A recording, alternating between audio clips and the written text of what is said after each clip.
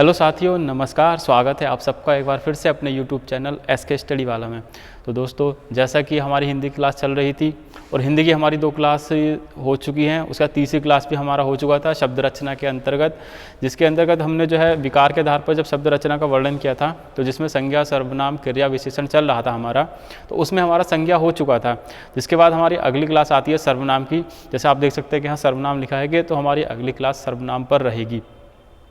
और साथ ही दोस्तों, अगर आप हमारे चैनल पर नए हैं, हमारे चैनल को अभी तक सब्सक्राइब नहीं किया है, तो प्लीज़ हमारे चैनल को सब्सक्राइब कर दीजिए और साथ ही साथ हमारे चैनल को शेयर कर दीजिए। तो ठीक है, बात करते हैं। देखिए, अब आगे की बात की जाए तो आता है हमारा सर्वनाम। ठीक है, संज्ञा हमारा हो चुका था, अब उसके संज्ञा के बाद आता है हमारा सर्वनाम। अब सर्वनाम की बात की जाए कि देखिए सर्वनाम क्या होता है, व्याकरण में इसका क्या उपयोग है, या हिंदी में सर्वनाम का क्या उपयोग है, तो उसको हम समझेंगे। साथ ही समझेंगे कि इसके कितने प्रकार हैं, कितने भेद हैं, तथा सर्वनाम का प्रयोग कैसे किया जाता है। ये शब्द सब कुछ जो है हम इस सर्वनाम के अंतर्गत समझेंगे। ठीक है, सर्वनाम का देखिए मेन परिभाषा दी जाए तो क्या होता है सर्वनाम को, देखिए ये होता है सबका नाम, यानी कि सर्वनाम। यानी कि सर्वनाम में वे शब्द आते हैं जो संज्ञा के स्थान पर प्रयोग किए जाते हैं। ठीक है, संज्ञा के स्थान पर प्रयोग किए जाने वाले शब्द हमारे सर्वनाम कहलाते हैं। अब ये किस प्रकार से होते हैं या इनका प्रयोग कैसे किया जाता है, वो हम यहाँ पर देखेंगे। ठीक है, देखिए जैसा यहाँ पर लिखा है, परिभाषा लिखी है कि संज्ञा के स्थान पर प्रयोग किए जाने वाले शब्द हमारे क्या कहलाते हैं, सर्वनाम कहलाते हैं। अब आप ये सोच रहे होंगे कि संज्ञा के स्थान पर प्रयोग किए जाते हैं शब्द तो किस प्रकार किए जाते हैं, या वे कौन से शब्द होते हैं। तो सर्वनाम के अंतर्गत बहुत सारे शब्द आते हैं हमारे ऐसे जो सर्वनाम के रूप में प्रयोग किए जाते हैं। अब क्यों किए जाते हैं, या संज्ञा के स्थान पर हम सर्वनाम का ही प्रयोग क्यों करें, वो इसलिए देखिए, मान लीजिए हमें कोई बात कहनी है, या हम आपस में कुछ बात कर रहे हैं, या किसी के बारे में बात कर रहे हैं, तो हम कह सकते हैं, देखिए जैसे कि है कि मुकेश कक्षा 12वीं में पढ़ता है, मुकेश एक होनहार छात्र है, मुकेश अपनी कक्षा में प्रथम आता है। ठीक है, तो अब इसको अगर हम पढ़ेंगे जल्दी जल्दी तो देखिए क्या होगा इसमें कि मुकेश कक्षा 12वीं में पढ़ता है, मुकेश एक होनहार छात्र है, मुकेश अपनी कक्षा में प्रथम आता है। तो यहाँ देखिए क्या है, अगर मुकेश हमारा संज्ञा है तो इसका प्रयोग जो है हम बार बार उसका नाम का प्रयोग कर रहे हैं। और देखिए कैसे, मुकेश कक्षा 12वीं में पढ़ता है, मुकेश होनहार छात्र है, मुकेश अपनी कक्षा में प्रथम आता है, तो ये थोड़ा अजीब लगता है। मतलब कि हम पुनरुक्ति हो रही है, मतलब मुकेश शब्द की जो है, मुकेश के नाम की जो है बार बार पुनरावृत्ति हो रही है, तो थोड़ा अजीब लगता है। तो इसी के स्थान पर जो हम प्रयोग करते हैं, जैसे अगर हमें इसका प्रयोग नहीं करना है तो इन शब्दों के स्थान पर अगर जो इन शब्दों का प्रयोग किया जाता है तो वो हमारे क्या कहलाते हैं, सर्वनाम कहलाते हैं।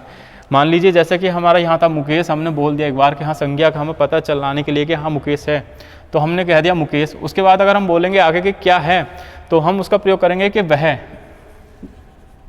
ठीक है, मुकेश कक्षा 12वीं में पढ़ता है, वह एक होनहार छात्र है, और फिर एक बार और कि वह अपनी कक्षा में प्रथम आता है।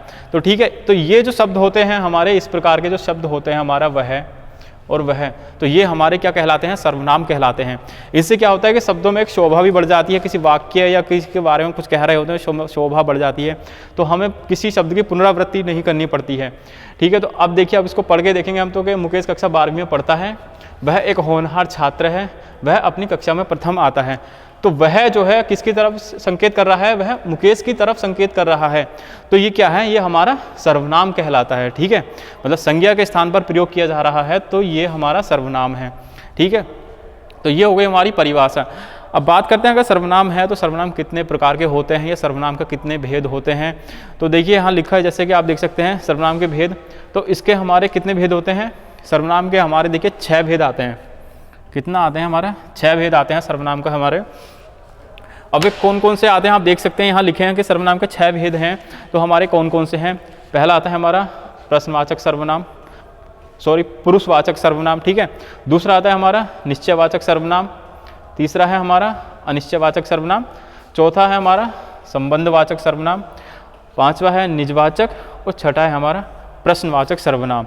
ठीक है, तो मुख्यतः अगर भेदों की बात की जाए कि सर्वनाम के कितने भेद होते हैं, तो सर्वनाम के अंतर्गत हमारे 6 भेद आते हैं। परीक्षा में सीधे सीधे पूछ लिया जाता है कभी कि अगर सर्वनाम के कितने भेद हैं, तो सर्वनाम के हमारे कितने भेद आते हैं, 6। और वे कौन कौन से हैं, पुरुषवाचक, निश्चयवाचक, अनिश्चयवाचक, संबंधवाचक, निजवाचक और प्रश्नवाचक। ठीक है, तो ये हमारे सर्वनाम के अंतर्गत भेद आते हैं। तो कितने आते हैं? 6। अब इनके अंतर्गत क्या क्या आता है, कौन कौन से सर्वनाम आते हैं, या किस सर्वनाम का प्रयोग कैसे किया जाता है, कहाँ किया जाता है, किस रूप में किया जाता है, वे हम जो है इनको अलग अलग कर कर समझेंगे। ठीक है, तो देखिए सर्वनाम के भेद की बात की जाती है तो हमारे छह भेद बताए गए थे। हमारा पुरुषवाचक सर्वनाम, निश्चयवाचक सर्वनाम, अनिश्चयवाचक सर्वनाम, संबंधवाचक, प्रश्नवाचक और निजवाचक सर्वनाम। तो इसके अंतर्गत देखिए पहला आता है हमारा, बात करते हैं हमारा पुरुषवाचक सर्वनाम की। पुरुषवाचक सर्वनाम की देखिए इसका मतलब ये नहीं कि अगर सर्वनाम का प्रयोग हो रहा है तो वह स्त्री या पुरुष से संबंध है हमारा। पुरुषवाचक सर्वनाम का मतलब है कि किसी वक्ता, श्रोता, माध्यम के लिए जो है किसी भी सर्वनाम का या शब्दों का प्रयोग किया जा रहा है वो हमारे पुरुषवाचक सर्वनाम के अंतर्गत आते हैं। जिसके अंतर्गत जैसे आप देख सकते हैं यहाँ लिखा है लेखक, वक्ता, श्रोता, यानी कि अगर कोई बात चल रही है हमारी या कोई बात कही जा रही है तो उसके अंतर्गत हमारे लेखक, वक्ता या श्रोता होते हैं। तो उनके लिए जिन शब्दों का प्रयोग किया जाता है, जो शब्द प्रयोग किए जाते हैं, तो वे हमारे केस के अंतर्गत आते हैं, पुरुषवाचक सर्वनाम के अंतर्गत आते हैं। ठीक है, अब इनको किस प्रकार से समझना है उसके लिए भी हमारा पुरुषवाचक सर्वनाम के अंतर्गत 3 चीज़ें आती हैं। देखिए उत्तम पुरुष, मध्यम पुरुष और अन्य पुरुष। ये इसलिए आते हैं कि हमें पता चलता है कि बोलने वाला कौन है, किसके बारे में कहा जा रहा है, या सुनने वाला कौन है। तो इन सब के माध्यम से कि हमें पता पड़ता है कि वक्ता, श्रोता क्या है, किस प्रकार से है। अब इसके अंतर्गत बात की जाए तो देखिए उत्तम पुरुष में आते हैं मैं, हम। मध्यम पुरुष में आता है तुम, आप। अन्य पुरुष में आता है वह, वे। ठीक है, अगर इसको समझने के लिए बात की जाए तो देखिए समझने का इसका अच्छा उदाहरण यह है कि अगर आप किसी भी चीज़ को लेकर, किसी भी वस्तु को लेकर अपनी बात कर रहे हैं तो आप सबसे पहले जो है अपने आप को मानेंगे। ठीक है, यानी कि अगर अच्छे की बात की जाए, अच्छाई की, अपनी प्रशंसा की बात की जाए तो आप सबसे पहले अपने को लाएंगे, यानी कि मैं और हम, यानी कि मैं सबसे अच्छा हूँ या हम अच्छे हैं। उसके बाद अगर बात करेंगे या आपसे पूछा जाए, आपसे बताया जाएगा तो आप किसी दूसरे की बात करेंगे या तुम्हारी बात करेंगे, या तुम जिससे बात कर रहे हो उसकी बात करोगे कि हाँ कि तुम अच्छे हो या आप अच्छे हो।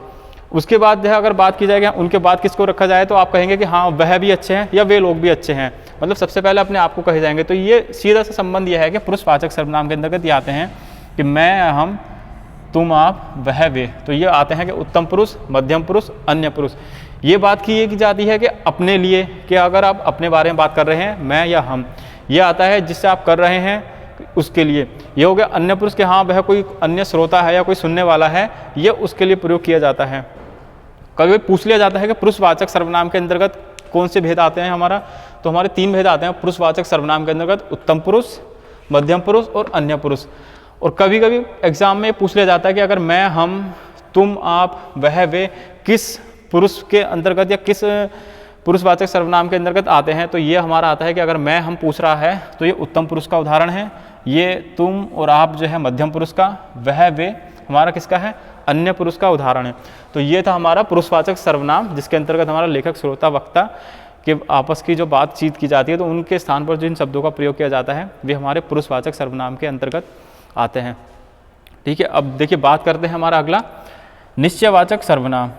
निश्चयवाचक सर्वनाम की बात की जाए तो जैसा कि आप समझ ही सकते हैं शब्द से निश्चय, यानी कि निश्चय है मतलब निश्चित है, निश्चितता का बोध कराते हैं।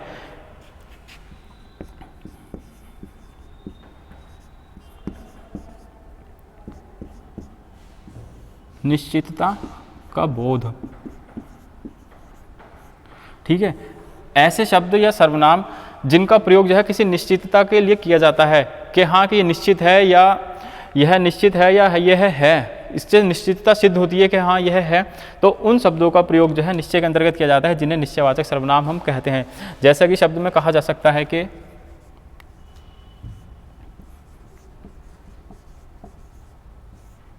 यह पुस्तक मेरी है,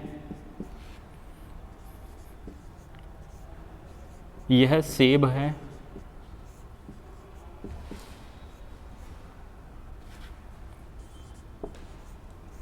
वह जा रहे हैं। ठीक है, तो ये शब्द क्या है, ये सब क्या है कि इनसे निश्चितता का बोध हो रहा है कि यह पुस्तक मेरी है। तो यह निश्चित है कि निश्चितता का बोध करा रहा है कि यह पुस्तक मेरी है। ठीक है, दूसरा है कि यह सेब है, तो यह सेब है, तो निश्चय है कि निश्चितता दिखा रहा है, तो यह सेब है, तो यह क्या है, निश्चयवाचक सर्वनाम है।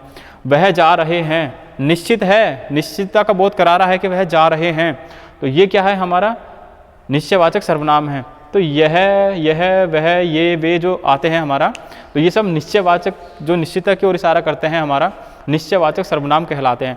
ठीक है, अब अगला देखते हैं, हमारा तीसरा आता है अनिश्चयवाचक सर्वनाम।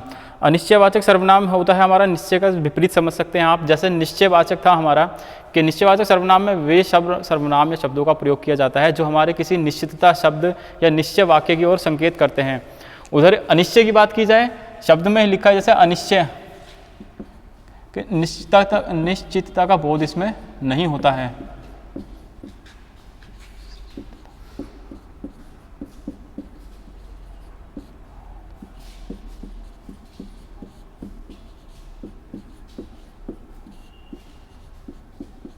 ठीक है, अनिश्चयवाचक सर्वनाम में वे शब्द आते हैं जो निश्चितता का बोध नहीं होता है, मतलब संबंध नहीं मिलेगा, शब्द होगा लेकिन उसमें संबंध का पता नहीं चलेगा कि हाँ संबंध है या सर्वनाम का तो किस प्रकार से है या किसके लिए है। तो इस शब्द का प्रयोग जो है अनिश्चितता के लिए किया जाता है, तो वे हमारे सर्वनाम जो किस में आते हैं, अनिश्चयवाचक सर्वनाम में आते हैं, जिनसे हमें पता नहीं पड़ पाता है कि अगर इस शब्द का संबंध है तो किससे है। ठीक है, अब इसके अंतर्गत देखिए आते हैं, तो अनिश्चयवाचक सर्वनाम को दो प्रकार से समझा जा सकता है। अगर शब्द की बात की जाए इसमें तो आते हैं जैसे कि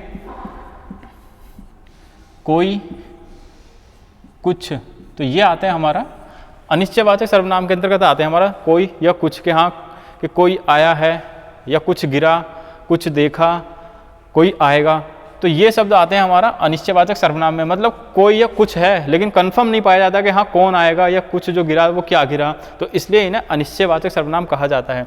अब कोई या कुछ का प्रयोग जो है शब्द के हिसाब, शब्द के अनुसार हमारा अलग अलग रूप में किया जाता है, तो उसका संबंध अगर हम समझेंगे तो किस प्रकार समझा जा सकता है, इन दो के माध्यम से, प्राणीवाचक और अप्राणीवाचक।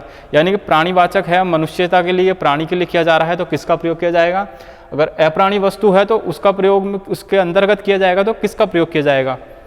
तो प्राणीवाचक के अंतर्गत आता है हमारा देखिए कोई, ठीक है, और अप्राणीवाचक के अंतर्गत आता है हमारा कुछ। ठीक है, वो कैसे आप समझेंगे इसको, कि प्राणीवाचक अंतर्गत जैसे कहा जाता है कि किसी के लिए शब्द प्रयोग किया जा रहा है कि रमेश आ रहा है, तो निश्चित है कि रमेश आ रहा है, या किसी का आना हो रहा है तो संज्ञा का प्रयोग हो रहा है, रमेश आ रहा है। उसके स्थान पर अगर हम कोई का प्रयोग कर देते हैं कि हाँ कोई आ रहा है, तो कोई क्या हो गया हमारा प्राणीवाचक है, यानी कि प्राणी या मनुष्य के लिए प्रयोग किया जाता है, तो हमारा कोई होता है प्राणीवाचक के कोई आ रहा है। अब हम ये तो नहीं कहेंगे ना कि कुछ आ रहा है, तो प्राणी के लिए थोड़ी कहा जाएगा कि कुछ आ रहा है, तो प्राणी के लिए हमारा कोई का उपयोग किया जाता है, तो इसलिए जो है कोई हमारा प्राणीवाचक सर्वनाम जो कि अनिश्चयवाचक सर्वनाम के अंतर्गत आता है का प्रयोग किया जाएगा। कुछ का प्रयोग किया जाता है किसी वस्तु से संबंधित चीज के लिए, यानी कि अब अप्राणीवाचक है तो वस्तु होगी, अप्राणीवाचक के अलावा कुछ भी का प्रयोग किया जा सकता है। जैसे कि आता है हमारा कुछ हुआ, कुछ गिरा,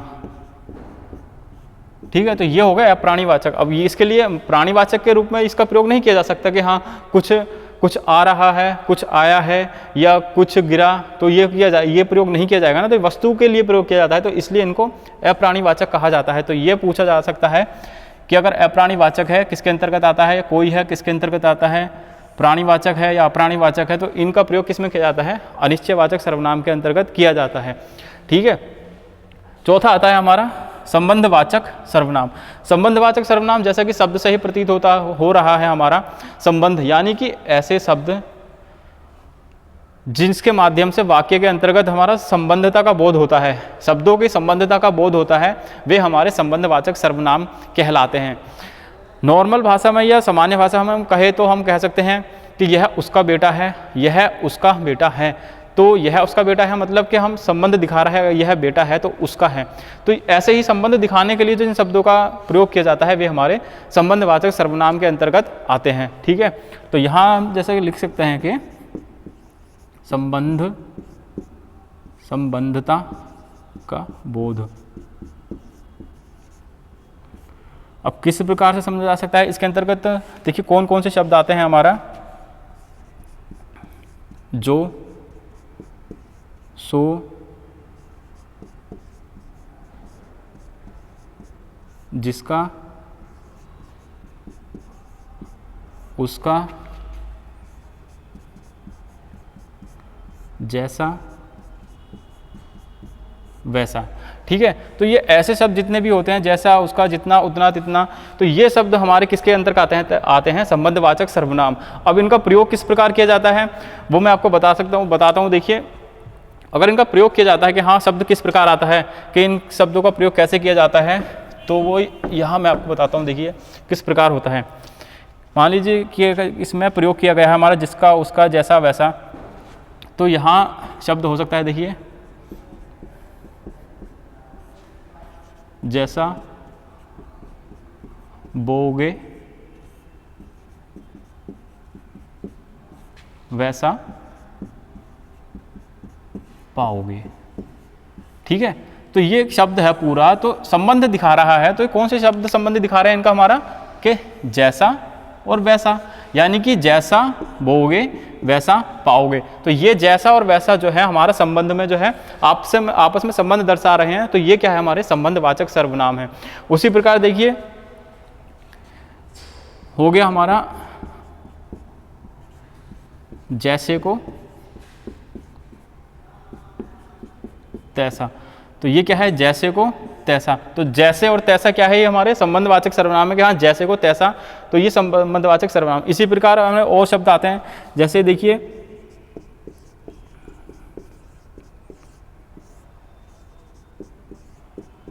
जिसकी लाठी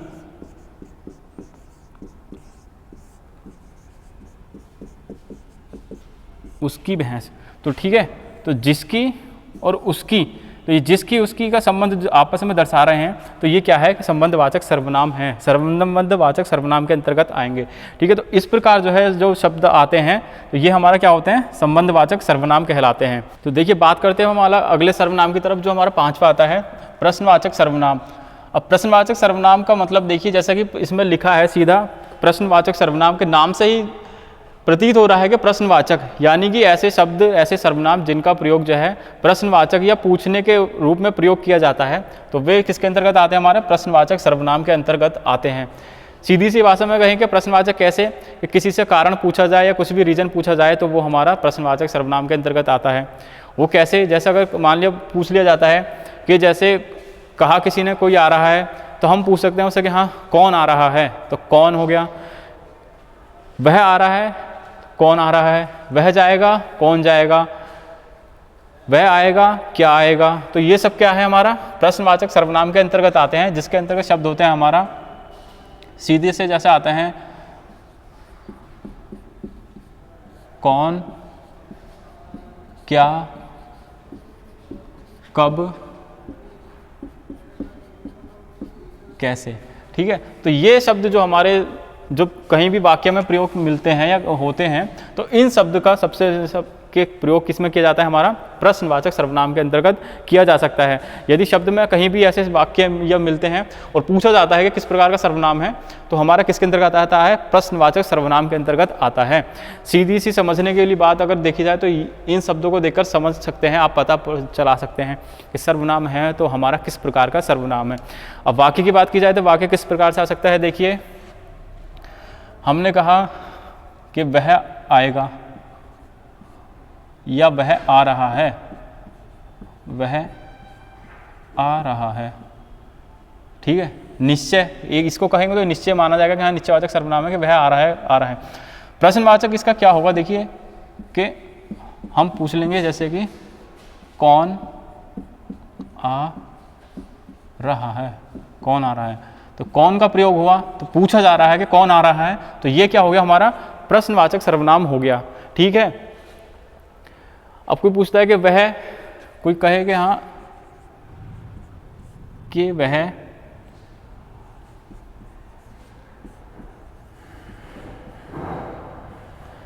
राजू है। ठीक है, तो इसमें पूछ लिया जाता है कि वह राजू है, तो इसको कहा भी जा सकता है कि वह राजू है या क्या है, या इसके बारे में पूछ लिया जाता है कि अगर ये मान लीजिए शब्द हम कुछ और प्रयोग करते हैं यहाँ पर, हम बोल सकते हैं कि जैसे कि कोई फल ले लिया हमने कि यह सेब है। अब इसको प्रश्नवाचक अगर पूछा जाए तो क्या कहा जाएगा कि कोई पूछ ले तो कि फल में कि यह क्या है, तो यह क्या है, तो क्या जो है हमारा प्रश्नवाचक सर्वनाम हो गया। ठीक है, तो क्या हो गया हमारा प्रश्नवाचक सर्वनाम हो गया। तो इसी प्रकार से जो हमारा कुछ भी आता है पूछा जाता है तो ये हमारे क्या होते हैं प्रश्नवाचक सर्वनाम कहलाते हैं, जिसमें हमारा कोई क्या प्रयोग होता है, कौन, क्या, कब, कैसे, जिसमें भी प्रयोग किया जाएगा ये हमारे प्रश्नवाचक सर्वनाम कहलाएंगे। ठीक, तो ये था हमारा प्रश्नवाचक सर्वनाम। अब बात करते हैं अगला हमारा जो लास्ट है निजवाचक सर्वनाम। निजवाचक सर्वनाम आप देख सकते हैं कि निज यानी कि निजता का प्रयोग हो रहा है। निजता यानी कि अपने लिए प्रयोग हो रहा है, अपनी निजता, अपनी प्राइवेसी, या अपने लिए प्राइवेसी क्या कि अपने आप को दर्शाने के लिए, अपने से संबंध दर्शाने के लिए जो शब्दों का प्रयोग किया जाता है तो वे हमारे कहलाते हैं सर्वनाम, निजवाचक सर्वनाम। जैसे कि होता है कि किसी ने कहा कि हाँ तुम कैसे करोगे या कौन करेगा, तो हम कह सकते हैं कि हाँ कि मैं करूँगा, अपने आप करूँगा या अपने आप। तो ये जितने भी शब्द होते हैं ये हमारे निजवाचक सर्वनाम के अंतर्गत आते हैं। इसको लिख सकते हैं कि हम निजता का प्रयोग या संबंध दर्शाते हैं। तो ये क्या होते हैं हमारे निजवाचक सर्वनाम। शब्द की बात की जाए इसमें कि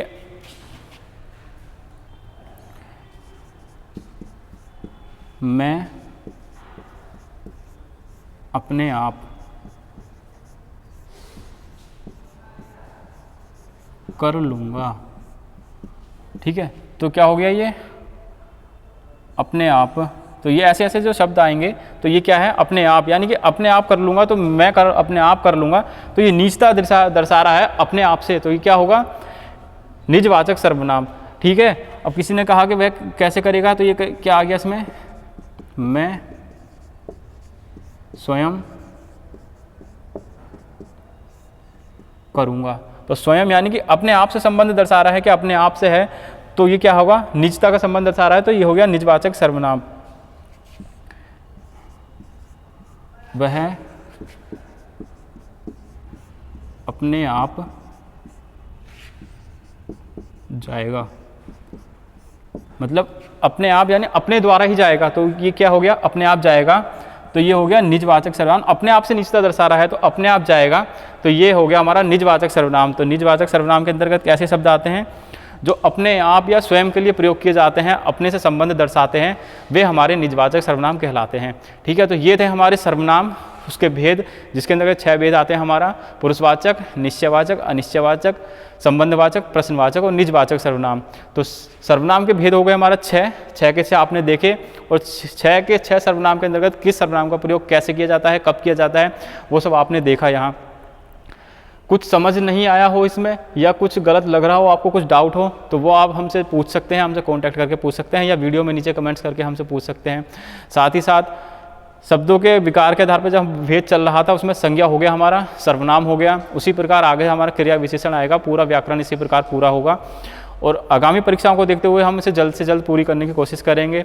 और ऐसे ही जो है क्लास हमारा देखते रहिए, अपना प्यार बना के रखिए। चैनल पर नए हैं तो हमारे चैनल को सब्सक्राइब कीजिए, फॉलो, लाइक, शेयर, कमेंट भी करते रहिए। ठीक है, तो तब तक के लिए धन्यवाद।